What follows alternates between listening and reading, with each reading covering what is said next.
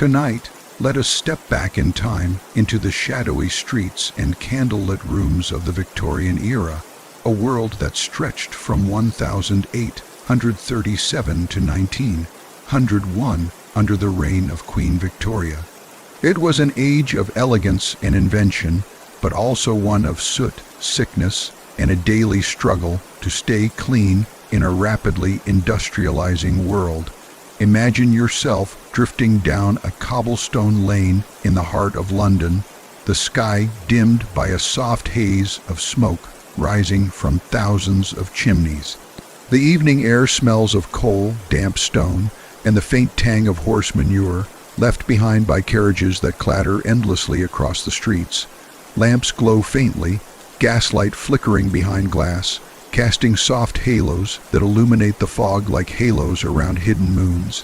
The soundscape is busy, but muffled by distance, the clop of hooves, the chatter of street vendors, the occasional cry of a newspaper boy selling the day's headlines. You hear the river, too, sluggish and dark, carrying with it the waste and refuse of a city swelling with people. This is Victorian Britain, a place of staggering contrasts. It is the time of great mansions and desperate slums, of shining silverware on dining tables and cracked bowls in tenement rooms. You see well-dressed gentlemen in top hats striding briskly past ragged children with bare feet. Ladies in silk gowns, heavy with lace, step carefully into carriages, while working women in shawls balance baskets of coal or laundry on their hips. The air feels alive with movement, invention, and change, but also heavy with the burden of disease and dirt. Step closer, and you notice how every surface seems touched by soot. The Industrial Revolution has painted the city in shades of gray and black. The stone of buildings is streaked, the windows dulled by grime, and even the air feels thick against your skin. Yet there is beauty here too, in the glow of shop windows, in the melodies of organ grinders, in the sudden appearance of a flower cart splashing color against the monotone streets. In this blend of charm and hardship, people live their lives, bound together by routines that may feel distant to us now, but were once the heartbeat of daily survival. As you wander further, imagine entering a modest Victorian home. The door opens with a creak, and you step into a hallway that smells faintly of damp wood, boiled cabbage, and perhaps the lingering smoke of a coal fire. The walls are lined with patterned wallpaper, dark and floral, slightly peeling in places. The floorboards creak under your weight, polished here and there, but worn by years of footsteps. At the far end of the hall, you see the faint glow of a fire in the hearth, the center of warmth for the household. The sitting room is dim but cozy. A sofa, its fabric slightly faded, faces the fire. A small table is cluttered with a teapot, cups, and perhaps a plate of bread or biscuits. Candles burn slowly in brass holders, their wax dripping down in quiet rivers. In the corner stands a wooden cabinet, filled with a few treasured books and trinkets brought back from distant corners of the empire. Perhaps a seashell, a porcelain figure, or a photograph in a silver frame. Every object tells a story of effort, aspiration, and the careful balance between necessity and pride. In the bedroom upstairs, the world feels more intimate. The bed is dressed in heavy quilts, the mattress lumpy but warm. A chamber pot rests discreetly beneath the bed, ready for use in the night. A small washstand sits by the wall with a porcelain basin and pitcher for water. These simple tools of cleanliness remind you that in a world without running taps in most homes, every drop had to be carried and poured, every bit of washing planned with care. The smell of lavender sachets tucked into drawers or hung from bedposts lingers faintly in the air, an attempt to keep the space fresh in an age when true cleanliness was far harder to achieve. Now picture a grander home, the residence of a wealthy Victorian family. Here, the front door is polished, the knocker gleaming. You step into marble floors and staircases sweeping upward with elegance. The air is perfumed faintly, not only by flowers arranged in crystal vases, but also by the oils and soaps that the family could afford. Servants move quietly through corridors, carrying trays, tending fires, polishing silver, and yet even here the effort of maintaining hygiene is evident. Baths must still be filled by hand, water heated in great copper boilers, linen scrubbed laboriously by laundresses. Wealth eases the burden, but does not erase it. The elegance of the home conceals the unseen labor of many hands and the struggle against the same dirt, odors, and illnesses that touch the lives of every class. Beyond the homes, the streets teem with life. Market stalls spill over with vegetables, meats, fish, and bread. The smells mingle, freshly baked loaves, salted herrings, ripe apples, and at the same time, the sour reek of refuse left too long in the gutters. Children run between carts, their laughter mixing with the shouts of sellers calling out their wares. You notice the fashions of the time, men in tailored coats, women with parasols and bustles, their skirts brushing against the muddy ground. In the poorer quarters, clothes are patched and threadbare, but worn with resilience, a testament to lives lived in endurance. Hygiene, though not yet mentioned openly, is everywhere hinted at in this picture. You see it in the grime on the stones, in the perfume bottles on a lady's dresser, in the coal dust that clings to a workman's skin, in the lavender tucked into drawers to ward off musty smells. Life in the Victorian era is a constant dance between dirt and attempts at cleanliness, between the natural world of mud, soot, and waste, and the human desire for order, fragrance, and respectability. At night, the city changes. The gas lamps burn steadily, casting golden circles of light onto the wet cobbles. The air grows colder, the fog thicker, and the sounds softer. You hear the bells of a distant church tower, the whistle of a train departing, the clink of glasses in taverns where men gather after long hours of work.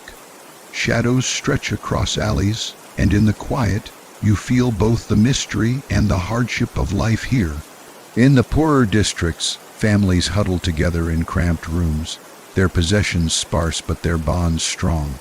In wealthier houses, music drifts from parlors where pianos are played, and conversations carry about politics, art, and the latest inventions shaping the modern world.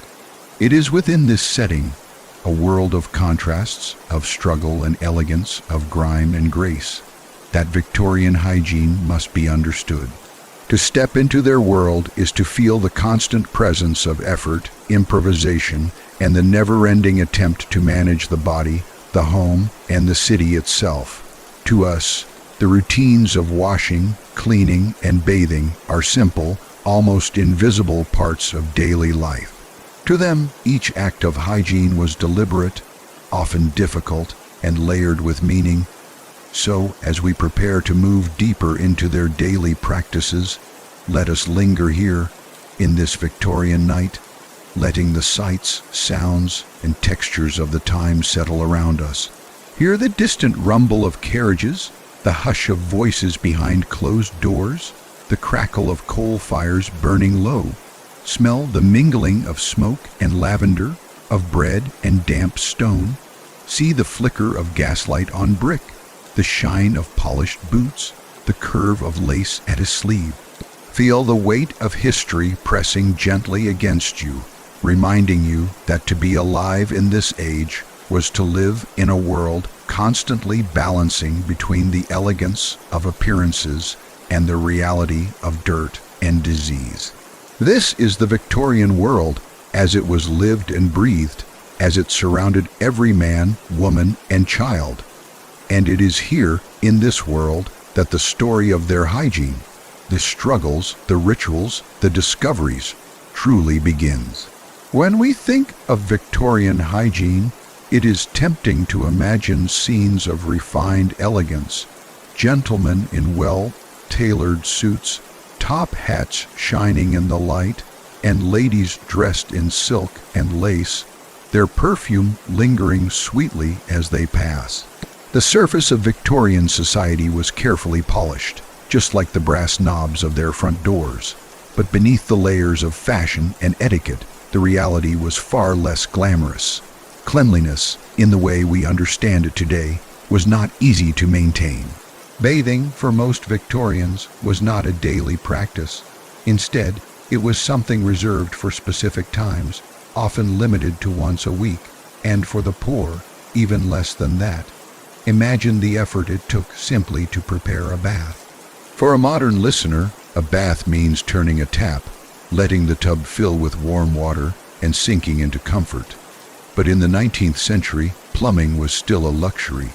In most homes, water had to be carried in heavy buckets from a pump or a well, then heated in large kettles over a coal fire. Each trip with a bucket was a strain on the back and arms, and heating enough water for a bath could take hours.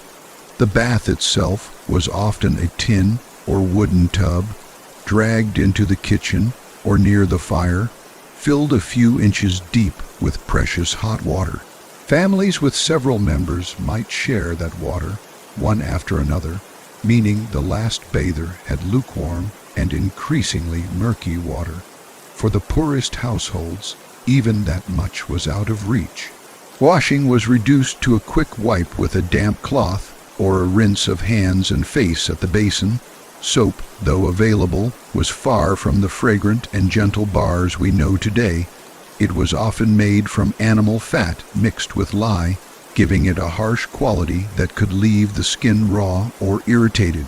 Perfumed soaps were expensive luxuries, reserved for the wealthy who could afford to order them from specialized shops. For ordinary people, the scent of lavender water dabbed onto a handkerchief or a few drops of rose oil hidden in clothing often served as substitutes for regular washing. Masking odors rather than eliminating them was a common solution. Step into a typical Victorian working class home and you'll find washing arranged around necessity rather than comfort. A small washstand, perhaps with a chipped porcelain basin and pitcher, held the day's supply of water. Hands and faces were rinsed in the morning, perhaps with a brisk splash to wipe away the soot of sleep. Children might be scrubbed more thoroughly on Sundays, their mothers using soap and a coarse cloth to make them presentable for church. Full immersion baths were rare. In cramped lodgings where privacy was scarce, the idea of bathing naked in a tub was considered both impractical and immodest. Contrast this with the experience of wealthier families. In the grand houses of the upper classes, bathrooms began to appear during the latter half of the century, though they were still a novelty. A large copper or ceramic tub might stand proudly in its own room, but filling it still required the efforts of servants. Hot water had to be hauled in, bucket after bucket, and emptied again once the bath was finished. For the rich, bathing could become a ritual, scented oils added to the water, soft towels prepared by handmaids, and perfumes waiting in cut glass bottles on the dressing table. But even among the privileged, daily bathing was rare until the very end of the Victorian period. The labor required, the cultural beliefs about health, and the sheer cost of soap and heating fuel kept baths occasional events rather than everyday necessities. The cultural view of bathing also played a role. Many Victorians believed that too much washing could weaken the body, leaving one vulnerable to chills and illness.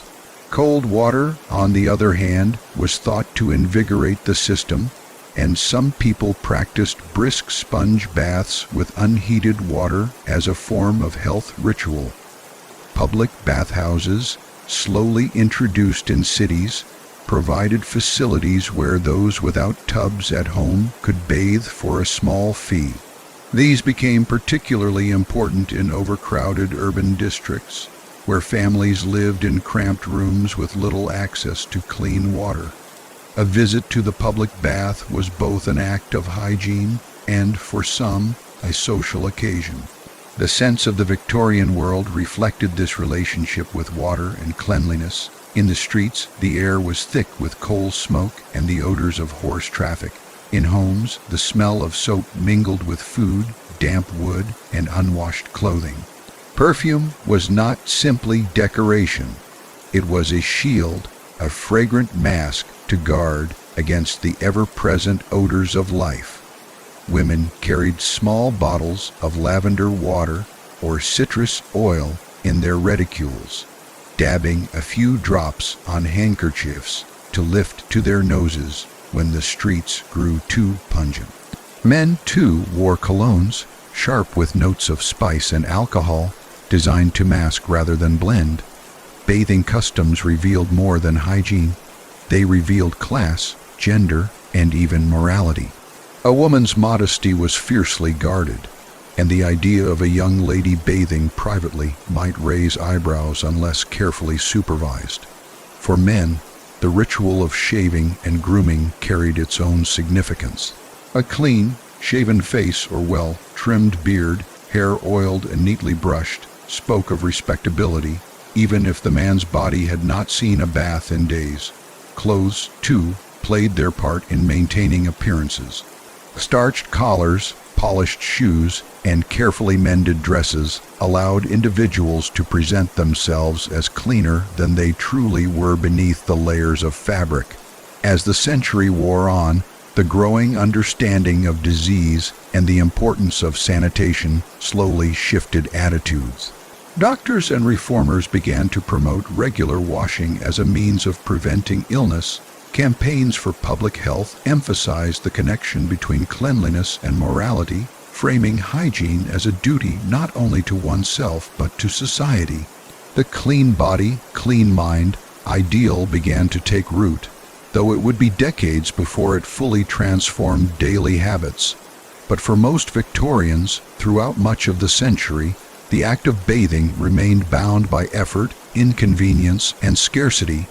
To step into a tub of warm water was a small luxury, often surrounded by the clatter of buckets, the steam of kettles, and the watchful eyes of family members waiting their turn. It was not simply a matter of choice, but of circumstance, culture, and cost. Cleanliness was a constant negotiation between desire and practicality, between the ideals of refinement and the realities of labor. So, when we imagine the Victorian world, let us remember the hidden details behind the polished surfaces. The lady in her fine gown may have dabbed rosewater on her wrists instead of bathing that morning. The gentleman in his tailored coat may have shared a tub with his brothers the previous night. The child scrubbed for Sunday service may not see another bath until the following week. Their world was not one of daily showers and scented soaps, but of occasional baths, harsh cleansers, and the persistent effort to appear clean in a world where true cleanliness was hard to achieve. And as we drift deeper into their daily lives, we see that bathing was not merely an act of washing, but a reflection of their world itself, shaped by class, by culture, by the weight of labor, and by the ever-present dance between dirt and dignity. Soap was a part of daily life in the Victorian age, but it was far from the silky, fragrant bars that we know today. For most households, soap was a simple, utilitarian block, harsh on the skin, often made from animal fat mixed with lye. Its texture was rough, its scent faintly sour, and though it could strip away dirt, it often left behind a dryness, a sense that the skin had been scrubbed too fiercely. Washing with such soap was less an indulgence than a necessity, carried out with brisk efficiency. In wealthier homes, the story was different. Perfumers and chemists in London, Paris, and other great cities sold scented soaps that carried with them a touch of luxury. These were wrapped in fine paper, embossed with golden lettering, and placed delicately on washstands beside porcelain basins. The wealthy could choose from soaps infused with rose, lavender, or citrus oils, their lather softer, their fragrance lingering. For a lady of society, the scent of her soap, her lotions, and her perfumes was part of her identity, a quiet message about refinement and taste. But such luxuries came at a cost, and for most of the population, plain soap, harsh and unscented, was all they knew. Because bathing was so infrequent, perfume and cologne took on an important role. Scents were not merely accessories, they were tools for survival in a world filled with odors. The streets themselves carried the pungency of coal smoke, sewage, horse traffic, and crowded humanity. Inside the home, the air was heavy with the smell of cooking, damp clothes, and unwashed bodies. Against this backdrop, a small vial of lavender water or rose oil was more than a luxury. It was a shield. Women carried scented handkerchiefs, which they could lift discreetly to their faces in unpleasant surroundings. Men wore colognes sharp with spice and alcohol, applied generously to mask the evidence of long days without bathing. Tooth care, too, tells a story of improvisation and invention. The toothbrush, as we know it, did exist, though it was far from common. Wealthy households might own brushes made with bone or ivory handles, bristles stiff and natural, plucked from animals. These brushes were treasured, passed down, and carefully kept. For the middle and working classes, however, brushing teeth was not always routine. Instead, powders and pastes were used, applied with a finger, a rag, or a makeshift brush. The powders were often made from ground chalk, charcoal, or even crushed seashells. Some added a pinch of salt, believing it scoured the teeth clean. Others mixed in herbs, mint, or cloves to leave behind a fresher taste. But these powders were abrasive. They could scratch enamel, wearing it down over time, leaving teeth vulnerable to decay. And when decay set in, the solutions were few. Dentistry was primitive, and extractions were the common answer. In marketplaces and fairs, traveling dentists, or sometimes barbers, offered to pull teeth, often without anesthesia beyond a stiff drink of spirits. Toothache was a common affliction, and many Victorians lost several teeth by middle age. Smiling in portraits was rare, not just because of the cultural preference for seriousness, but also because many people had little to show. Still, there was a growing awareness of oral health. Advertisements began to appear for new tooth powders and patent remedies, promising whiter teeth and fresher breath. By the latter half of the century, toothpaste in jars and later in tubes made its first appearances, though it would take decades before it became a household staple. The connection between oral hygiene and social respectability was slowly forming, another reflection of the Victorian obsession with appearances. Hair, too, carried its own rituals. Shampoo was almost unknown until the mid-19th century, when it began to appear in Europe, inspired by Indian traditions of herbal washing. Before that, hair was cleaned with soap, or simply brushed daily to distribute natural oils. Hair oils were popular, giving locks a glossy appearance, though sometimes leaving them heavy and sticky. Women wore their hair long, pinned up in elaborate styles, often decorated with ribbons or combs. Men favored neat side partings, slicked down with pomades or oils. Hats were essential, both for fashion and for practicality, hiding hair that was not freshly washed. But alongside fashion came pests.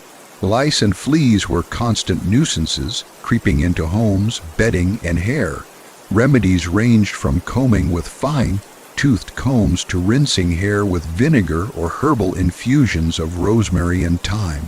For some, these pests were simply part of life, endured with resignation. For others, especially the wealthy, they were enemies to be battled with powders, oils, and endless grooming. The presence or absence of pests became another marker of class, though in truth, no one was entirely free from them. What is striking is how much of Victorian hygiene was about appearances. Clothes, for example, could do much to disguise a lack of bathing. A starched collar, a neatly pressed dress, polished shoes, all suggested respectability, even if the person beneath had not bathed in days.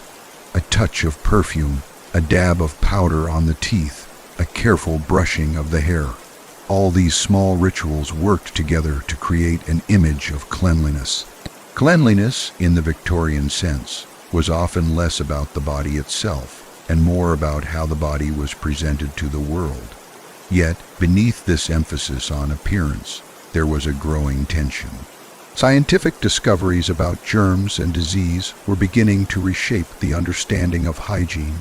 The work of figures like Louis Pasteur introduced new ideas about the unseen dangers of bacteria, challenging old beliefs about miasmas and bad air. Slowly, the culture began to shift. The harsh soaps gave way to softer ones, tooth powders evolved into pastes, and the idea of regular washing took root. But for much of the century, hygiene was still an act of balance between harsh necessity and fragrant disguise, between the effort of true cleanliness and the illusion of it. So, as you picture the Victorian world, imagine a gentleman brushing his teeth with a chalky powder before stepping out, his hair neatly oiled, his coat immaculate. Imagine a lady dabbing lavender water on her wrists, her hair brushed to a sheen, her gown immaculate, though her last bath may have been many days ago. Imagine a child scrubbed with harsh soap on Sunday morning, wriggling under the cloth as his mother works to remove the grime of the week. These were the rituals of cleanliness, the quiet struggles and small triumphs that made up the daily lives of Victorians.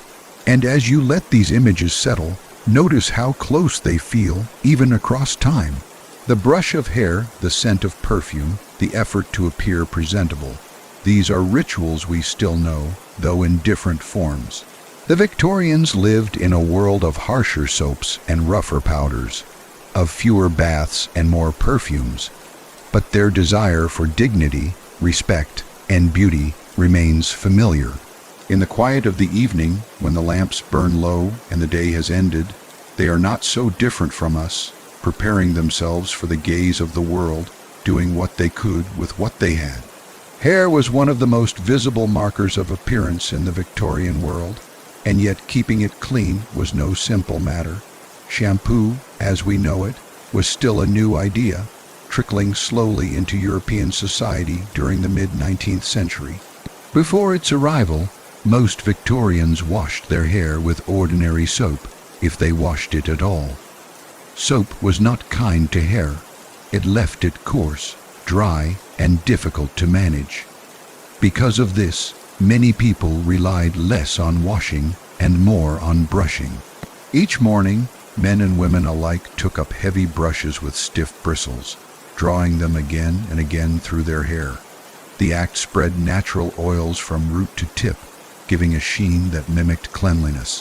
For women, whose hair was worn long, brushing was an almost meditative ritual, a slow and careful untangling, sometimes lasting for half an hour or more. Hair oils and pomades were popular, particularly among men. A well-oiled parting, combed neatly into place, marked a gentleman as respectable. For women, scented oils could add gloss and control, helping them shape their elaborate updos and pinned styles. Yet these same oils could also attract dust and dirt, making the hair heavy and sticky. Hats, therefore, were not just fashion. They were a shield. A bonnet, a cap, or a tall silk hat concealed hair that had not been washed in weeks, keeping up appearances even when reality told another story. But pests had a way of breaking through the polished surface. Lice and fleas were stubborn companions in Victorian households. In the close quarters of crowded cities, they spread easily from bed to bed, coat to coat, scalp to scalp. Remedies were numerous but rarely pleasant. Some mothers rinsed their children's hair with vinegar, hoping the sour liquid would drive the lice away. Others relied on fine-toothed combs, painstakingly dragging them through strands of hair to catch the pests. Herbal rinses, made with rosemary, thyme, or even tobacco water, were believed to help, but infestations were rarely banished completely. Even the wealthy were not immune, though they had servants to assist in the long, patient work of delousing.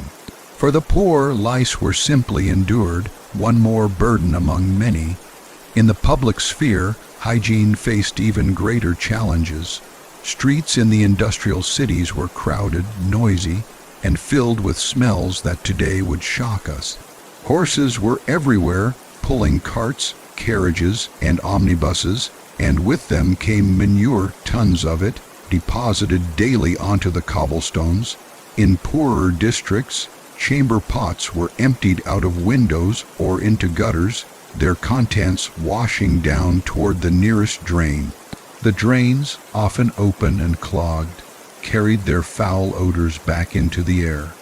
Rats darted along walls, scavenging in refuse heaps. In summer, the stench grew worse, heavy and suffocating. The very air seemed to carry sickness. Step into a Victorian tenement, and the reality becomes sharper still. Families crowded into single rooms, sometimes 5 or 6 souls sharing a space no larger than a modern living room. Bedding was often shared, and washing facilities were minimal. A single communal tap at the end of the street, a bucket to carry water upstairs, a basin for washing hands, faces, and little more. Privacy was scarce. Illness spread quickly, and dirt clung to every surface. The struggle to stay clean was constant, and for many, impossible to win. By contrast, the homes of the wealthy told another story, though not always as clean as appearances suggested. In grand townhouses, water might be piped in, filling ornate basins and polished tubs. Servants worked tirelessly to maintain the illusion of cleanliness, scrubbing floors, airing linens, polishing mirrors. Yet even here, the burden of labor was immense. Coal dust drifted into every crevice, soot gathered on curtains and rugs, and pests found their way into kitchens and storerooms. Cleanliness was a battle fought daily, often invisibly, by the unseen hands of maids, laundresses, and scullery workers. The public baths, introduced slowly in cities, became a beacon of relief for many working families. For a small fee, a man or woman could step into a clean cubicle, draw water, and bathe more thoroughly than they ever could at home. These baths were not merely about hygiene, they were about dignity. To emerge freshly scrubbed, hair damp but clean, was to carry a sense of pride back into the crowded streets. For reformers, public baths were also a moral crusade, a way to uplift the poor and instill habits of respectability. Cleanliness and virtue were tightly linked in Victorian thought, and to bathe was to step closer to an ideal of order and discipline. Yet, even with such institutions, the gap between appearance and reality remained wide. A man in a neatly brushed coat, shoes polished, and hair combed could walk down the street looking every bit the picture of respectability, even if his body had not felt the comfort of a warm bath in weeks. A woman with a dab of lavender water on her gloves, her hair pinned neatly beneath a bonnet, could appear fresh and refined, though she lived in a home where sewage ran past the door. In Victorian society, the presentation of cleanliness often carried more weight than its practice. And so, hair washing was rare, pests were endured, streets reeked of refuse, and homes carried the odors of coal, cooking, and unwashed laundry. Yet the rituals of brushing, oiling, scenting, and presenting oneself gave the impression of order. Tension between reality and appearance lay at the heart of Victorian hygiene, a constant reminder that in a world so burdened by dirt, the effort to look clean was itself a form of survival. As you imagine this world, Picture a girl sitting by the fire, her mother carefully dragging a fine, toothed comb through her long hair, the sound of crackling coal mixing with the occasional wince as the comb catches. Picture a man stepping into a public bath, steam rising as he lowers himself into the water, sighing with relief as the grime of weeks finally lifts. Picture the narrow streets, children darting between horses, the smell of waste heavy in the summer air, and above it all, the polite facade of society, top hats, polished boots, and the quiet scent of lavender handkerchiefs pressed discreetly to noses. This was the paradox of Victorian hygiene, a world where true cleanliness was elusive, but the image of it was carefully, even obsessively, maintained. In the heart of London, during the sweltering summer of 1858, the city reached a breaking point. The River Thames, long burdened with the waste of millions, swelled with filth until its stench rose so fiercely that it seemed to grip the city in a suffocating hand. Newspapers of the day called it the Great Stink, and for good reason. The river was choked with raw sewage, its waters brown and sluggish, its surface shimmering with grease and refuse. The heat of the sun baked the filth, lifting its odor into every street and alley. Curtains were soaked with chloride of lime in Parliament to keep the smell at bay, yet the stench crept in still, forcing lawmakers to confront what had been ignored for too long. This was not a sudden disaster, but the culmination of decades of neglect. London had grown rapidly, its population soaring as industry and empire drew people in from the countryside and across the seas. The infrastructure, however, lagged far behind. Waste that might once have been manageable in a smaller town now overwhelmed the city. Privies overflowed, cesspits leaked, and households tossed their refuse directly into drains that led, inevitably, to the Thames. For years, reformers had warned of the danger, pointing to outbreaks of cholera and typhoid that claimed thousands of lives. But the Great Stink made the crisis undeniable. In the wake of this foul summer, great changes were set in motion. The engineer Joseph Bazalgette was tasked with designing an ambitious sewer system, one that would carry waste far away from the city's heart.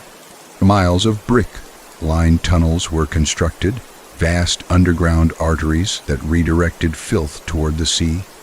It was an achievement of remarkable vision, a triumph of engineering that would shape the health of London for generations. Slowly, as the sewers took shape, the river cleared, the odors lessened, and the city breathed easier. Other towns and cities followed, building their own systems, each step marking progress toward a cleaner, healthier society.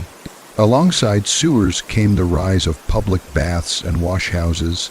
These institutions, first introduced in the mid-19th century, grew in number after the Great Stink underscored the need for public health reform. For a small fee, a working man or woman could enter, draw water, and bathe in a clean, private space. Some bathhouses offered laundry facilities as well, allowing families to wash clothes in a way that would have been impossible at home. To reformers, these places were more than conveniences. They were moral instruments. Cleanliness was equated with respectability, with discipline, with a sense of belonging to the greater social order. A clean body was seen as a step toward a clean soul. The shift was gradual but meaningful.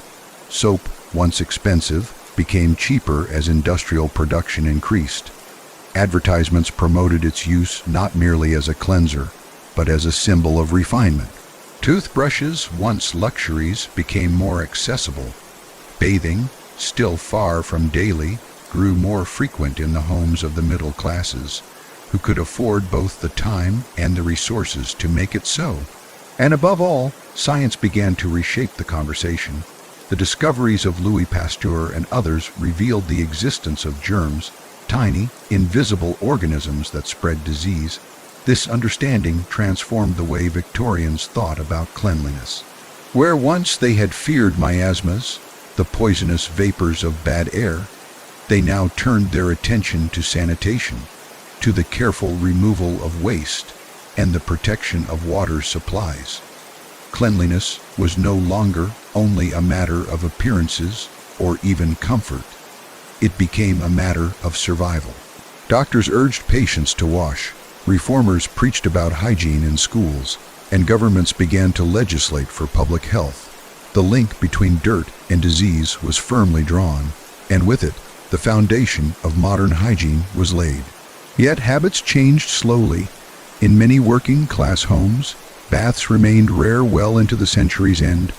Water still had to be carried, kettles still boiled, tubs still filled by hand. For those who labored long hours in factories or fields, the luxury of a weekly bath might still be beyond reach. But the culture was shifting, and with each passing decade, the expectation of cleanliness grew stronger. Imagine walking the streets of London in the 1870s. The sewers are in place now, though the river still bears scars of its polluted past.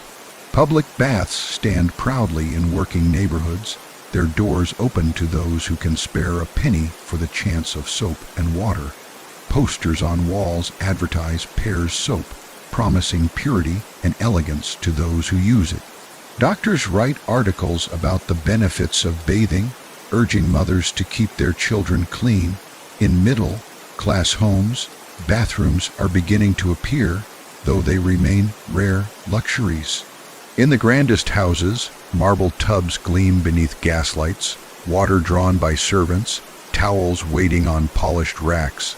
Cleanliness, once a burden, is becoming a badge of progress. Yet beneath the advances lies a lingering tension. For the poor, the struggle to stay clean remains constant, bound by the same limits of cost, labor, and space. For the rich, cleanliness becomes almost ornamental, a way to signal status and refinement.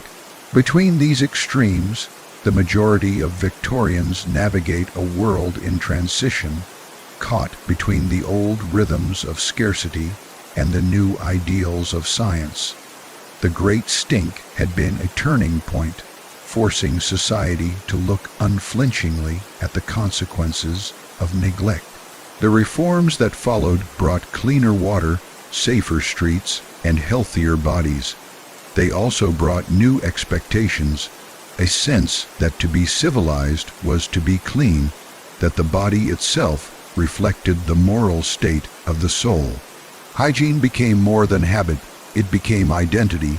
So, as you picture the later Victorian years, imagine the quiet pride of a man leaving a public bath, his skin still damp, his clothes cleaner than they have been in weeks. Imagine the comfort of a mother washing her child in warm water, the steam rising as she scrubs away the soot of the day. Imagine the relief of Londoners as the stench of their river fades, replaced by a breath of cleaner air. These moments were small, yet together they marked a great transformation, one that would shape not only the Victorian age, but the centuries to follow. And as you drift deeper into rest, let these images settle. The stink and the sewers, the baths and the soaps, the discoveries of science and the quiet rituals of ordinary people.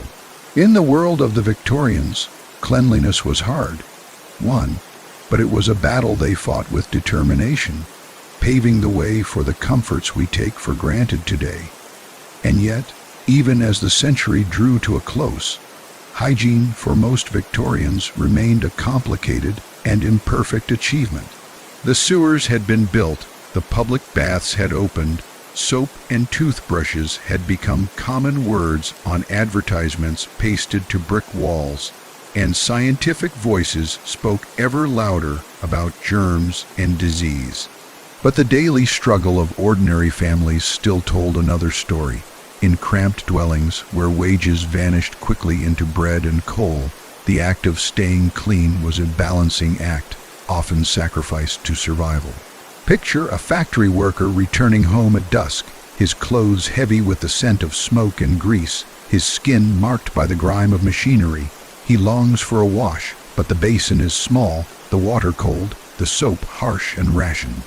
A quick wipe of hands and face will have to suffice. For his wife, the burden is different but no lighter. Laundry is endless, the water carried in pails from the street, the copper pot heated, the scrubbing board rough on her hands. Clean sheets and shirts are a victory, but one with aching muscles and hours of labor. In these homes, cleanliness is never effortless. It is carved out of exhaustion. Yet, alongside the hardship, new rituals of self-care slowly took root.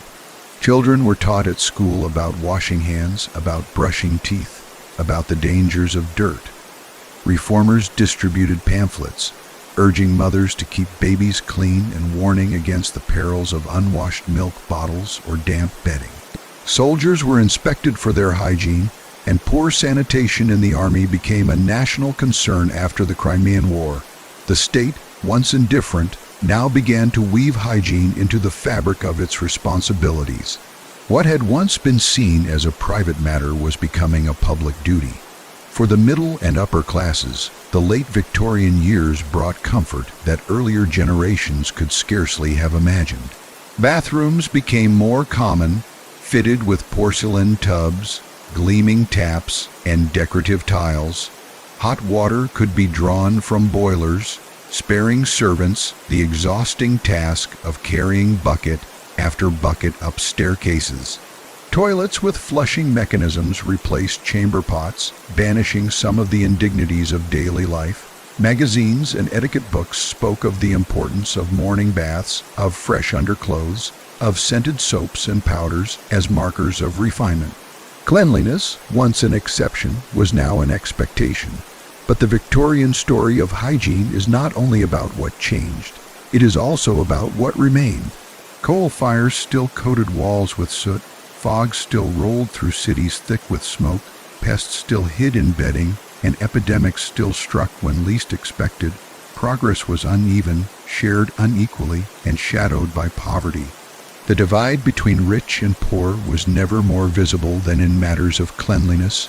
A wealthy family might glide through their marble-tiled bathroom into soft linens and perfumed hair oils, while a poor child might fall asleep in a shared bed, unwashed, with lice gnawing at her scalp. And yet, both belonged to the same Victorian world, a society in flux, 1 foot in the past, 1 inching into the modern age. They lived in a time when to appear clean was almost as important as to be clean, when the presentation of respectability could mask the hardships beneath. Perfume, gloves, polished boots, a brushed coat, and neatly pinned hair, all of these told the outside world a story of order, even when the truth at home was chaos. In this way, the Victorians remind us of the paradox of human history. They struggled daily with dirt, yet they dreamed of purity. They endured the stench of their cities, yet they built sewers that would change the fate of millions. They masked odors with lavender, yet they uncovered the invisible world of germs. They lived in a time of great filth and great progress, where superstition yielded slowly to science, and hardship gave way, step by step, to habit. So, as we close this journey through their world, imagine it once more. The flickering gas lamps casting their glow on narrow, crowded streets, the clatter of carriage wheels over cobblestones, the river breathing its odors into the night. Imagine a mother tucking her children into bed, brushing lice from their hair by firelight. Imagine a gentleman smoothing oil into his parting, adjusting his tie before stepping out into the city. Imagine the slow drip of water into a porcelain tub, a servant waiting nearby with towels. Imagine the smell of coal smoke in the air, the perfume of rosewater on a lady's glove, the faint echo of reformers preaching that to be clean was to be virtuous. And now, as your eyes grow heavy, let those images soften and fade. Think of how far the world has come since then, how the simple act of turning on a tap, stepping into a shower, or brushing your teeth each morning would have seemed like magic to them. Think of the Victorians, caught between old and new, fighting battles against filth with brushes, soaps, sewers, and sheer determination. Their world was harsher, dirtier, and more fragile, yet their efforts laid the foundations of the hygiene we take for granted. So rest now with gratitude for the comfort of clean sheets, the ease of running water, and the quiet assurance of a world reshaped by their struggles. Sleep peacefully as the echoes of Victorian footsteps fade into the distance, leaving behind a story of filth, fragrance, and fragile progress. Good night, dear listener. May your dreams be calm and your rest be deep. Sleep well, and if you enjoyed this journey through history, remember to like, share, and subscribe for more soothing stories to drift away to. Until next time, rest easy.